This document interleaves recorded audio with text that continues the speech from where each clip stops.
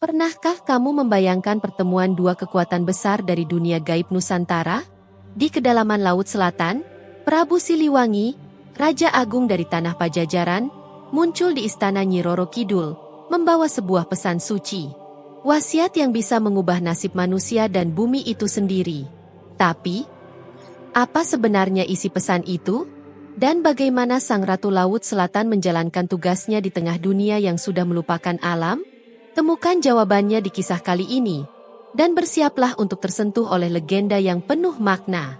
Malam perlahan menurunkan tirainya di atas samudra luas Laut Selatan. Gelombang-gelombang yang biasanya menggulung dengan tenang malam itu bergerak seolah menyimpan kegundahan. Ada bisikan lirih dari dasar lautan, mengadukan penderitaan. Angin berhembus pelan, namun terasa menggigit, membawa hawa yang tidak hanya dingin secara jasmani, tetapi juga menusuk batin. Langit tanpa kelabu, tertutup awan tebal, tanpa bintang, seolah semesta pun menghindari malam ini. Di kejauhan, angin menerpa permukaan air, membentuk pusaran kecil seperti membuka gerbang tak kasat mata. Para makhluk gaib penghuni laut mulai gelisah.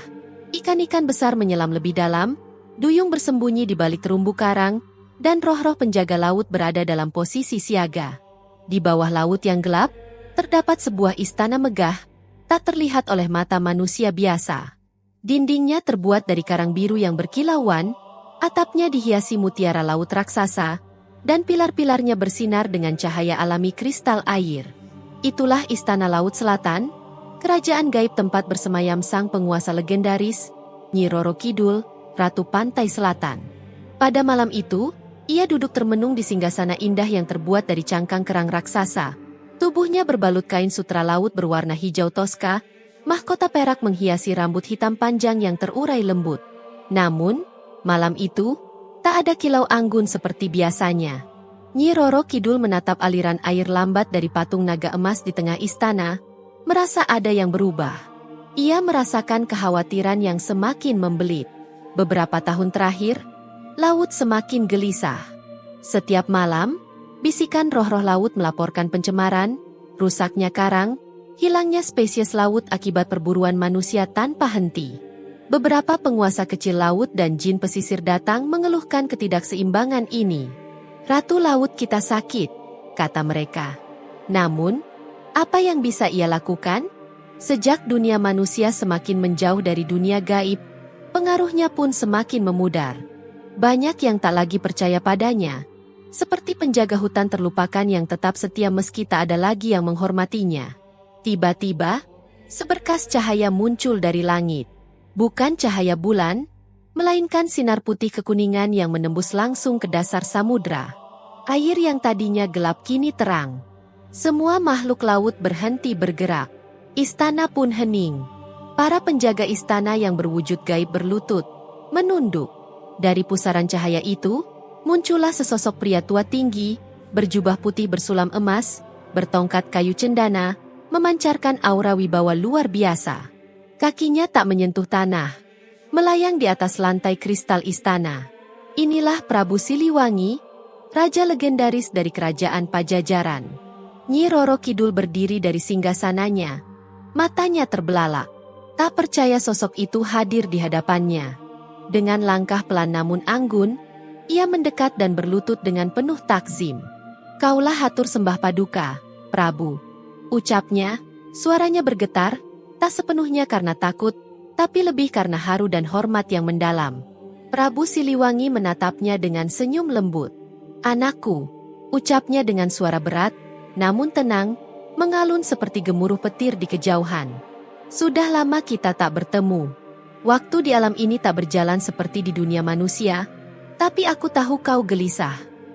Nyi Roro Kidul mengangguk pelan, air matanya menetes tanpa ia sadari. Meski dikenal sebagai sosok kuat, cantik, dan menakutkan bagi sebagian manusia, di hadapan Prabu Siliwangi ia tetaplah seorang anak yang haus akan tuntunan ayahnya. Aku datang karena bumi tengah merintih, lanjut sang Prabu. Aku mendengar jeritan angin, tangis sungai yang tercemar, dan bisikan hutan yang terbakar. Aku mendengar ratapan tanah yang dicabik-cabik keserakahan manusia.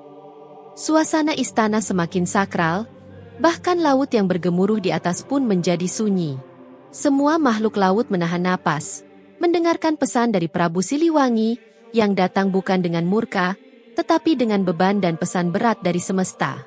Nyi Roro Kidul berdiri perlahan, menunduk dengan rasa hormat. Sang Prabu Siliwangi pun merasakannya. Paduka, laut tak lagi bersahabat. Ombak datang tanpa waktu yang tepat. Angin menyerang kapal tanpa sebab, ikan-ikan pergi, karang-karang mati. Bahkan makhluk gaib pun mulai marah. Kata Nyi Roro Kidul. Mereka meminta petunjuk, tetapi hamba hanya bisa diam. Hamba bingung harus berbuat apa, karena manusia tak lagi percaya pada rambu-rambu gaib. Nyi Roro Kidul berjalan ke sisi singgasana dan mengambil sebuah batu kristal yang selama ini ia jadikan penjaga kesucian laut. Batu itu, yang biasanya bersinar terang, kini hanya menyala redup. Lihatlah, Paduka. Bahkan kristal laut pun kehilangan cahayanya. Prabu Siliwangi mengangguk pelan, memahami betapa berat beban yang ditanggung oleh Nyi Roro Kidul selama ini. Kau tidak sendiri, ucapnya. Kita harus bicara lebih dalam. Ada tugas baru untukmu, wahai Ratu Laut Selatan. Kau bukan hanya penjaga lautan, tetapi kini kau harus menjadi penjaga kesadaran manusia. Prabu Siliwangi duduk di atas bangku batu yang tumbuh dari lantai istana, seolah laut sendiri menyediakan tahta untuknya. Suaranya berat, namun penuh kedamaian saat ia mulai menyampaikan pesan-pesan dari alam semesta. Wahai Nyi Roro Kidul, waktumu sebagai penjaga lautan tak lagi cukup. Kini engkau harus menjadi suara bagi bumi. Kau harus turun ke permukaan, bukan untuk menakuti atau menuntut balas, tetapi untuk memperingatkan manusia dengan caramu. Biarkan manusia tahu bahwa kerusakan yang mereka perbuat bukan hanya mencederai bumi, tetapi juga dunia gaib dan masa depan anak cucu mereka. Nyi Roro Kidul terdiam, sorot matanya menerawang jauh. Ia tahu tugas ini tidak mudah. Dunia manusia sudah tak lagi sama seperti berabad lalu. Dulu, manusia masih menyisakan rasa hormat pada alam dan makhluk halus. Tapi kini mereka lebih percaya pada mesin, angka, dan logika kering. Bagaimana hamba bisa menyampaikan itu, Paduka? Mereka bahkan tak percaya bahwa kami ada, ujarnya lirih. Namun Prabu Siliwangi hanya tersenyum. Sebuah senyum penuh pengertian. Cinta, anakku. Bukan ancaman, jawabnya. Ia melangkah pelan menuju gerbang kaca laut di sisi istana. Dengan satu sentuhan tongkat kayu cendananya, tirai air terbuka, memperlihatkan gambaran kehidupan manusia di daratan. Dulu, hutan hijau kini menjadi ladang gundul. Sungai yang dulu bening kini penuh sampah dan limbah. Lautan ditambang, dikuras, dan ditinggalkan tercemar. Perhatikanlah, ujar Prabu Siliwangi lirih. Mereka tidak jahat, hanya lupa. Lupa dari mana mereka berasal. Lupa bahwa tanah ini bukan milik mereka, tapi titipan. Gambaran berikutnya menunjukkan anak-anak yang sakit karena polusi udara, makhluk laut yang mati terdampar karena plastik, dan nelayan yang pulang dengan perahu kosong karena ikan telah pergi. Semua itu bukan hanya penderitaan manusia, tapi juga tanda alam sedang bersedih. Nyi Roro Kidul mengepalkan tangan. Ia merasa sedih dan marah. Tetapi di sisi lain ia tahu amarah tak akan memperbaiki apapun. Jika begitu, apa yang harus hamba lakukan, Paduka? Prabu Siliwangi menoleh, matanya memancarkan sinar kebijaksanaan yang telah melalui ratusan tahun perenungan. Bangunkan rasa manusia, ucapnya. Sentuh hati mereka. Engkau punya kuasa atas ilusi dan mimpi. Gunakan itu. Prabu Siliwangi kemudian menyerahkan sebilah kipas tua dari kayu jati yang bertuliskan aksara Sunda kuno. Ini adalah pusaka Pangeling, kipas pengingat. Gunakan saat engkau hendak menyampaikan pesan. Ia akan menuntunmu ke hati manusia yang masih bisa disentuh oleh alam. Nyi Roro Kidul menerima pusaka itu dengan takzim. Saat ia menyentuhnya, kipas itu menyala lembut, dan angin berembus di dalam istana membawa aroma hutan dan tanah basah. Seketika, ada getaran di dadanya, sebuah semangat baru mulai tumbuh. Ia bukan hanya ratu penguasa lautan, tetapi kini juga pembawa pesan untuk generasi yang lupa arah. Beberapa saat kemudian, Prabu Siliwangi mengetuk tongkatnya ke lantai istana. Getaran lembut menyebar, dan dari segala penjuru samudra muncul cahaya-cahaya kecil. Para penjaga alam dari berbagai elemen mulai berdatangan. Roh gunung yang berjubah kabut, roh sungai dengan tubuh dari aliran air, dan roh angin yang wajahnya tak terlihat. Mereka semua datang bukan hanya untuk menyambut Prabu Siliwangi, tetapi untuk mendengar keputusan penting. Perubahan besar tengah terjadi, dan manusia tak bisa dibiarkan berjalan sendiri menuju kehancuran. Alam harus turun tangan, bukan untuk menyerang, tetapi untuk menyadarkan. Prabu Siliwangi menunjuk Nyi Roro Kidul. Mulai hari ini, dia akan menjadi juru bicara kita. Ia akan berjalan di antara dua dunia, antara yang gaib dan yang nyata, antara ombak dan kota, antara sunyi dan suara manusia. Nyi Roro Kidul berdiri di tengah para penjaga alam, di bawah sinar purnama yang tiba-tiba menembus lautan.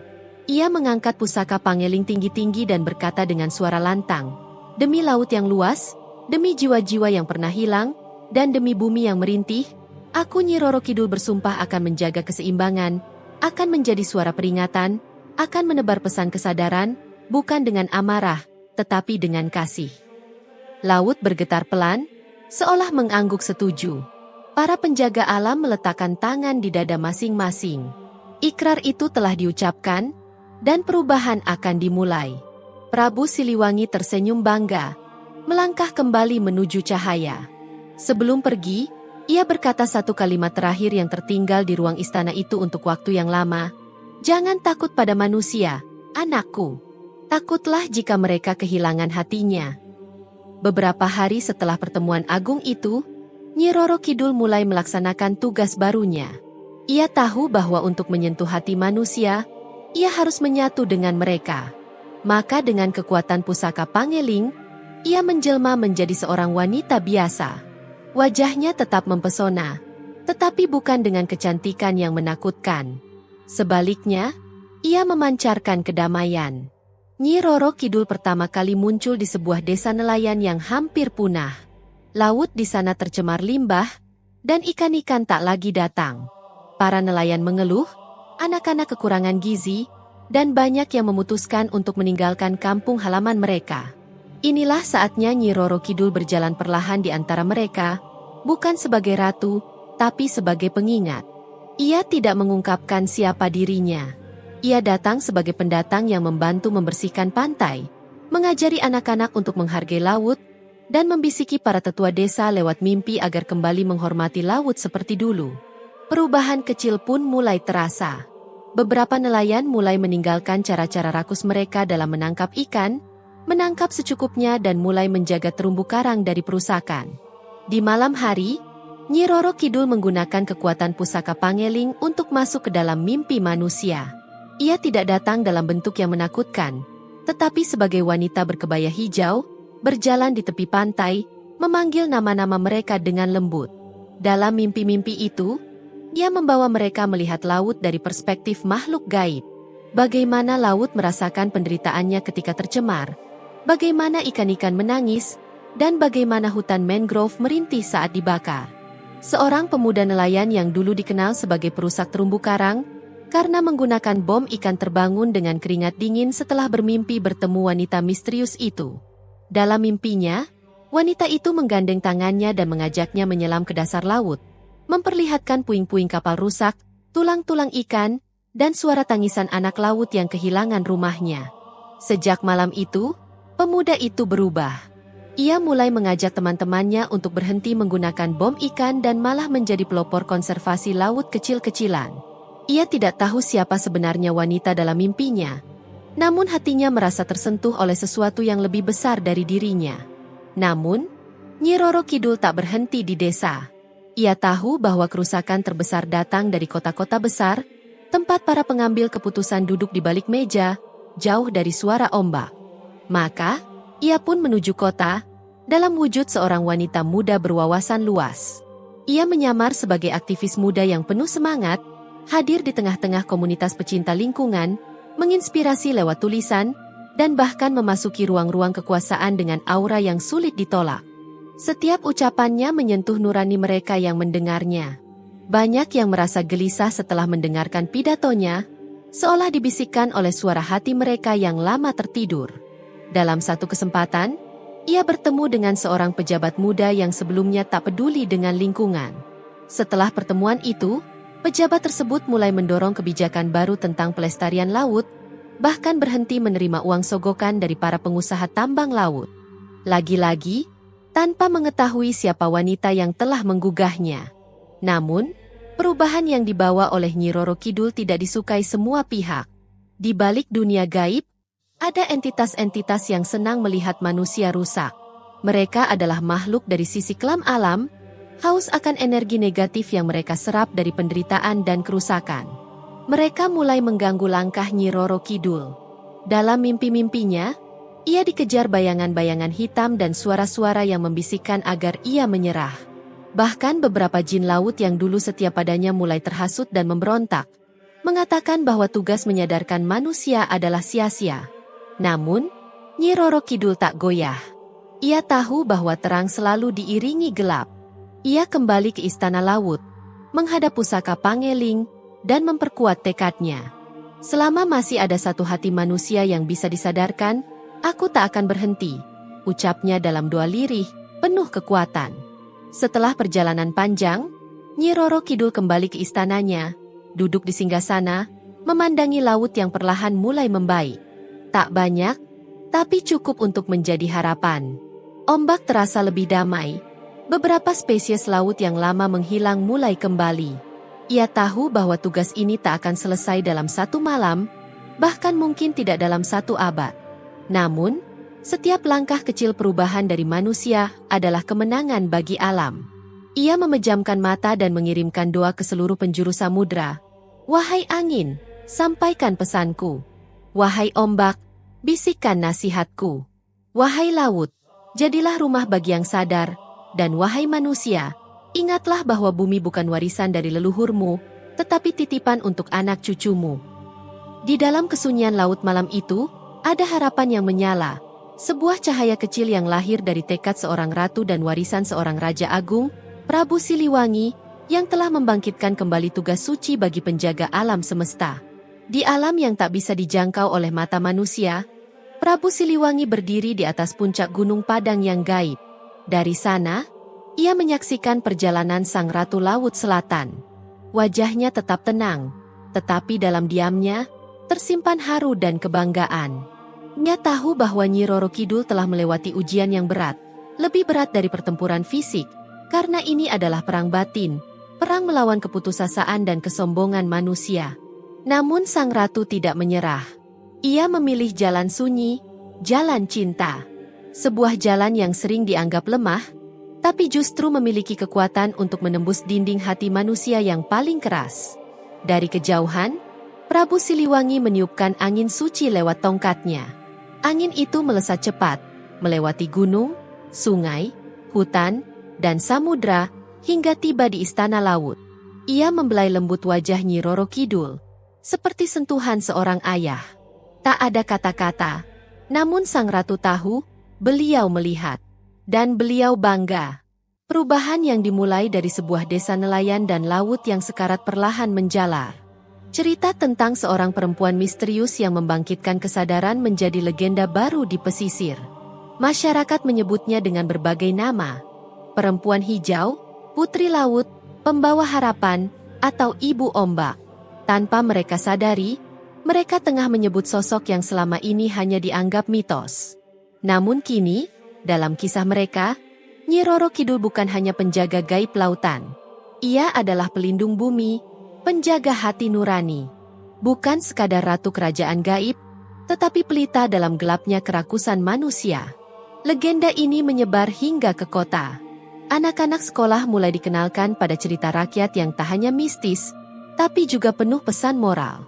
Dalam dongeng itu, Nyi Roro Kidul bukan untuk ditakuti, melainkan dikagumi. Ia menjadi simbol kekuatan perempuan, pelindung alam, dan penyambung pesan para leluhur. Di sebuah kota pesisir kecil, diadakan perayaan Hari Lautan. Bukan sebuah acara megah, tapi syarat makna. Masyarakat membersihkan pantai bersama, menanam mangrove, dan menulis surat untuk laut. Di tengah acara, seorang anak perempuan membacakan puisi. Laut bukan tempat sampah, tapi tempat hidup. Laut bukan milik manusia saja, tapi semua makhluk. Dan di sana, katanya, ada ibu laut yang selalu menangis. Kini mari kita buat ia tersenyum kembali. Dari balik tirai air, Nyi Roro Kidul menyaksikan. Untuk pertama kalinya setelah sekian lama, air matanya jatuh, bukan karena sedih, melainkan karena haru. Doa-doanya telah sampai. Usahanya tak sia-sia. Wasiat dari Sang Prabu kini mulai berakar. Setelah menyelesaikan putaran pertamanya, Nyi Roro Kidul kembali ke dasar istana laut. Ia tahu, tugasnya belum selesai. Tapi ia juga tahu, perubahan sejati memerlukan waktu. Ia tak akan memaksakan. Ia hanya akan terus menjadi penjaga, pengingat, dan cahaya di balik kabut kesadaran. Kembali di singgasananya, ia menggenggam pusaka Pangeling yang kini bersinar lembut. Para jin laut dan roh penjaga yang dulu sempat memberontak kini kembali, tunduk dalam ketenangan. Mereka menyadari bahwa tugas Sang Ratu adalah bagian dari takdir semesta. Tidakkah kalian lihat, ucap Sang Ratu pelan, bahwa saat manusia mulai berubah, laut pun bernafas lebih lega. Itulah pertanda bahwa doa-doa kita tidak sia-sia. Waktu akan terus berjalan. Generasi berganti. Namun wasiat Prabu Siliwangi kepada Nyi Roro Kidul akan tetap hidup, menjadi pesan abadi, bukan hanya bagi makhluk gaib, tetapi untuk seluruh manusia yang ingin hidup berdampingan dengan alam. Suatu hari nanti, mungkin akan lahir anak-anak yang mendengar suara ombak, bukan hanya sebagai deru air, tapi sebagai bisikan kasih dari Ratu Lautan. Suatu hari, akan ada pemimpin-pemimpin yang mendengar pesan para leluhur, dan menjadikan bumi sebagai rumah, bukan ladang eksploitasi. Dan saat hari itu tiba, Prabu Siliwangi akan tersenyum dari alam antara. Nyi Roro Kidul akan bangkit dari singgasananya, berjalan di atas ombak, menyapa manusia, bukan dengan amarah, tetapi dengan pelukan hangat dari lautan yang telah disembuhkan. Terima kasih telah menonton, dan jangan lupa untuk mendukung saluran ini dengan menekan tombol subscribe, like dan share video ini, agar semakin banyak orang yang bisa menikmati cerita-cerita menarik lainnya. Sampai jumpa di cerita berikutnya.